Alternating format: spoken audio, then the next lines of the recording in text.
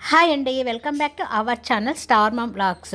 మనం చాలామంది పావ్ బాజ్ కానీ బన్నుల్లో కానీ లేదు బ్రెడ్ శాండ్విచ్లో కానీ పొటాటో తోటి కర్రీస్ చేసుకుంటూ ఉంటాం. కానీ ఈరోజు నేను చెప్పే కర్రీ అండి చేసి పిల్లలకి పెట్టారనుకోండి, పావ్ బాజ్లో కానీ అది లేదు బన్నుల్లోకి బ్రెడ్లోకి రోటీస్లోకి చపాతీలోకి దేనిలోకైనానండి చాలా రుచిగా ఉంటుంది.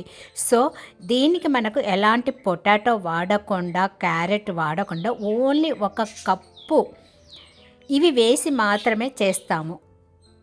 టేస్ట్ అనేది చాలా బాగుంటుంది. ఒక్కసారి తింటే మరీ మరీ కావాలి ఇదే చేసి పెట్టమంటారు ఈ కర్రీని. సో ఈ కర్రీ చేయడానికి మనకి ఎంతో శ్రమ పడనవసరం లేదు.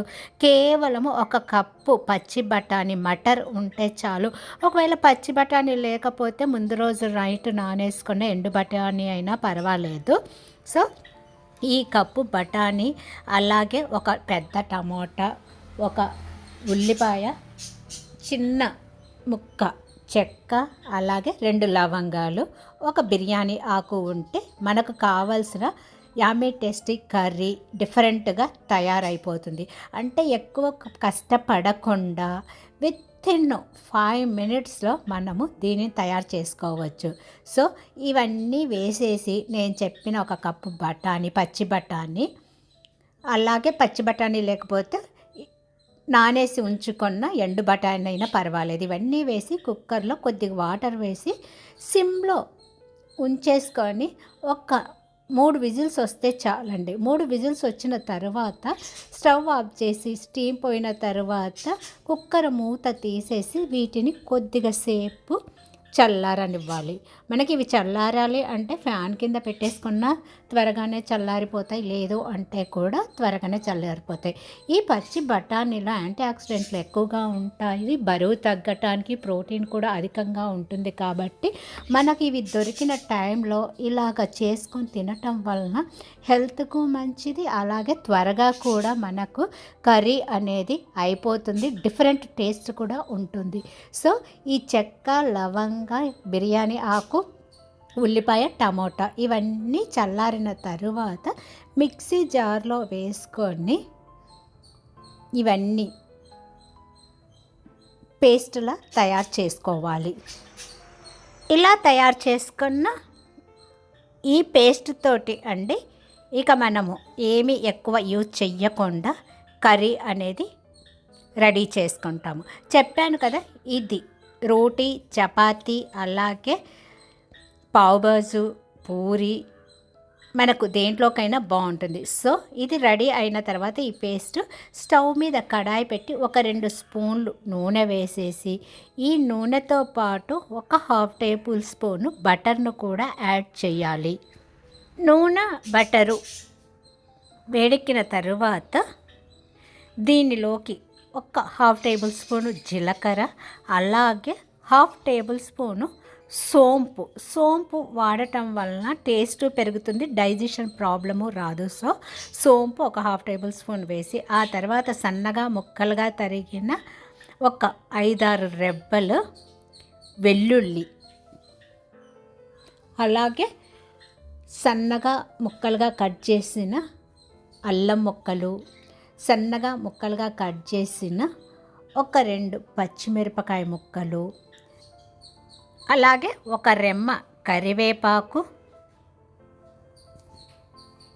ఇది జస్ట్ కొద్దిగా వేగిన తరువాత సన్నగా ముక్కలుగా కట్ చేసుకున్న పుదీనా, కొత్తిమీర 2 కలిపి వేసేసుకొని ఇది కొద్దిగా 1 నిమిషము వేగిన తరువాత దీనిలోకి ఆల్రెడీ పేస్ట్గా తయారు చేసి ఉంచుకున్న బఠానీ పేస్టును వేయాలి. అదేనండి పచ్చి బఠానీ మటర్ పేస్టును వేసేసుకోవాలి. ఈ పేస్ట్ కూడా 1-2 నిమిషాలు సిమ్లో మగ్గనిచ్చేసి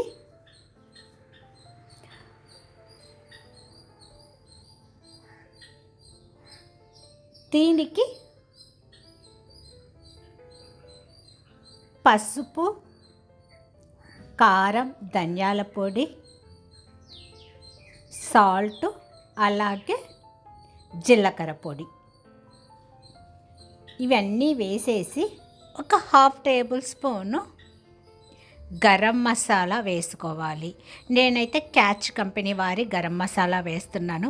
మీ దగ్గర ఏ కంపెనీ ఉన్నా పర్వాలేదు. సో ఆ కంపెనీ గరం మసాలాను 1/2 టేబుల్ స్పూన్ వేసి ఇదంతా బాగా ఒక 2-3 నిమిషాలు ఈ పేస్ట్ అంతా నూనెలోనే మగ్గనివ్వాలి. ఇలా అంతా మగ్గి వాటర్ అంతా ఎవాపరేట్ అయిపోయి మనకు ఈ బఠానీ కూర అనేది దగ్గరకు అవుతుంది. దీనిలో ఉన్న వాటర్ అంతా ఎవాపరేట్ అయిపోయి చిక్కగా అయ్యేంత వరకు ఇలాగే ఉంచేసుకోవాలి. వాటర్ అంతా ఎవాపరేట్ అయ్యి కూర ఇలాగ చిక్కగా దగ్గరికి అయిన తర్వాత ఆల్రెడీ మిక్సీ జార్లో కొద్దిగా పేస్ట్ మిగిలిపోయింది. దానిలోనే కొద్దిగా ఒక చిన్న 1/2 గ్లాస్ అంత వాటర్ వేసేసుకొని ఆ వాటర్ను ఇందులో వేసి ఈ కూర అంతా బాగా కలిపేసి మరొక 2-3 నిమిషాలు సిమ్లోనే ఉడికించుకోవాలి మూత పెట్టేసి.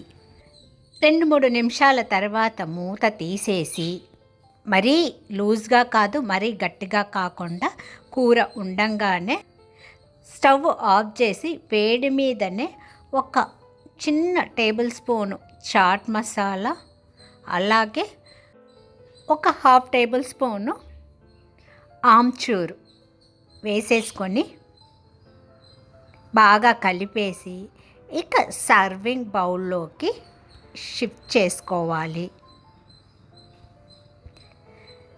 సర్వింగ్ బౌల్లోకి షిఫ్ట్ చేసుకున్న తర్వాత మనము పావు బాజీలో కానీ, బన్నులో కానీ, లేదు అనుకుంటే బ్రెడ్ మీద కానీ దేనిలోకైనా తినొచ్చు. అలాగే ఇది చపాతీ, పూరీలో కూడా ఈ కూర అనేది చాలా రుచిగా ఉంటుంది.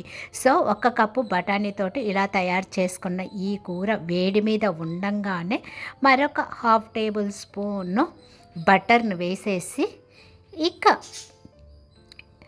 చెప్పాను కదండి, మీకు నచ్చిన దానిలో తినొచ్చు. నేనైతే ఈరోజు ఈ పచ్చి బఠానీ కూరకు నైట్ డిన్నర్ కోసము చిన్న బన్నులను రెడీ చేస్తూ ఉన్నాను, నాకు మా వారికి. సో ఈ బన్నులను కూడా స్టవ్ మీద పెన్నం పెట్టేసి 1 టేబుల్ స్పూన్ బటర్ వేసేసి ఈ బటర్ను 2 వైపులా అప్లై చేసుకుంటూ బన్నులన్నీ కాల్చేసి ఇలా తయారు చేసుకున్న ఈ బన్నులతోటి ఈరోజు డిఫరెంట్గా తయారు చేసి ఉంచుకున్న పచ్చి బఠానీ కూరతోటి మా డిన్నర్ను ఇలాగా రెడీ చేసేసుకున్నాము. ఓకేనండి, ఈ కర్రీ మీకు నచ్చింది అనుకుంటే మీరు కూడా తయారు చేసేసుకొని ఇలాగ డిఫరెంట్గా పిల్లలకు పెట్టడం వలన చాలా ఇష్టంగా తింటారు. సో నెక్స్ట్ టైం కూడా ఇలాగే చేయమనేసి మిమ్మల్ని తప్పకుండా అడుగుతారు. ఇది నచ్చితే లైక్ చేయండి, వీలైతే షేర్ చేయండి. నెక్స్ట్ వీడియోలో మళ్ళీ కలుస్తాను. అంతవరకు సెలవు. నేను మీ స్టార్ మామ్ను. బాయ్ అండి.